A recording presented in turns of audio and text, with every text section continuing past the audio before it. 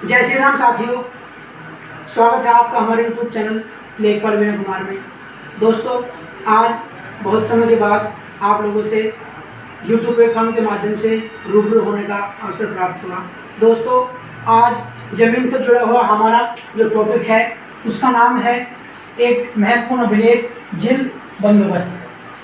किसी भी ग्राम में जो ग्राम चकबंदी प्रक्रिया के अंतर्गत है उसमें गांव का डिमार्केशन होने के उपरांत अभिलेख जो तैयार किया जाता है उसको जिल्द बंदोबस्त अर्थात जो चकबंदी आकार पत्र 41 जिसे कि CH 41 कहा जाता है, वह जो चकबंदी आकार पत्र 45 जिसको कि CH 45 कहा जाता है। CH 41 और 45 एक तरह से 41 का मतलब है चकबंदी के दौरान लास्ट में तैयार किया गया खसरा, और CH 45 जो होता है वो है चकबंदी के दौरान तैयार किया गया एक तरह की खतौनी, जिसे कि कंप्यूटर पर फीड किए जाने के उपरांत जिसकी नकल हम लोग तहसील से प्राप्त करते हैं। जो चकबंदी आकार में 41 में टोटल 8 कॉलम होते हैं, जिसमें कि कॉलम नंबर 1 नई गाटा संख्या जो कि डिमार्केशन के उपरांत बनाई गई है, उसका क्षेत्रफल पुरानी गाटा संख्या जिससे कि नई गाटा संख्या बनी है उसका क्षेत्रफल, इन दोनों के उपरांत CH 45 की नई खतौनी खाता संख्या, कॉलम 6 पिछले बंदोबस्त की भूमि श्रेणी, यानी कि भूमि की श्रेणी का मतलब है कि सवाई सोयम, सवाई दोयम या सवाई अव्वल या मटियार दोयम आदि।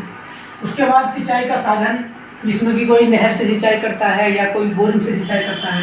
उसके बाद कॉलम नंबर 8 विशेष विवरण, इसमें कि CH 23 में जो चक कटे थे उसका चक संख्या, उसका डिटेल आती है।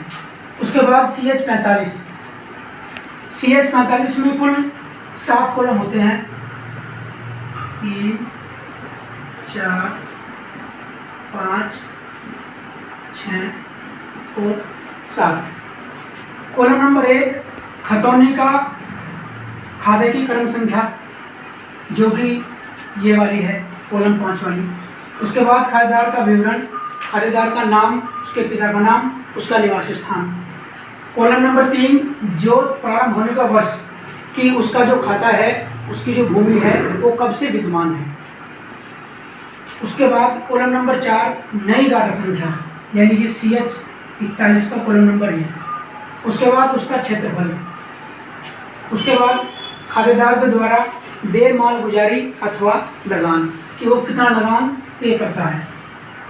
और उसके बाद कॉलम नंबर 7 विशेष विवरण जिसमें कि CH 23 का चक संख्या आएगा। उदाहरण के तौर पर हम आपको एक CH 41 और 45 का प्रमाण दिखाते हैं जिससे कि आप अच्छी तरह से समझकर अवगत हो सकते हैं। जो चकबंदी आकार पत्र 41 तुलनात्मक खसरा मुताबिक, इसमें कि ग्राम का नाम जैसे कि गांव हो गया घोरापुर, परगना बढ़ापुर, तहसील नगीना और जिला बिजनौर। कॉलम नंबर 1 नई संख्या, नई गाटा संख्या 120, क्षेत्रफल 84 है, पुरानी संख्या 47 और 88, उनका दोनों का क्षेत्रफल 50 और 34। नई खाता संख्या 39, पिछले बंदोबस्त की भूमि श्रेणी सवाई सोयम, सिंचाई का साधन बोरिंग और विशेष विवरण में चक संख्या। ऐसे ही CH 45 जो चकबंदी अधिनियम की धारा 27 के अधीन तैयार की गई खतौनी, ग्राम का नाम परगना बढ़ापुर, जिला तहसील व जिला, खतौनी खाता संख्या 39, खातेदार का नाम, पिता का नाम तथा निवास स्थान राजकुमार पुत्र धर्मपाल सिंह, निवासी ग्राम, जोत प्रारंभ होने का वर्ष, उसकी नई गाटा संख्या जो कि CH 41 की है, उसका क्षेत्रफल, खातेदार द्वारा देय माल गुजारी या लगान 1.31 ₹1.31 और विशेष विवरण।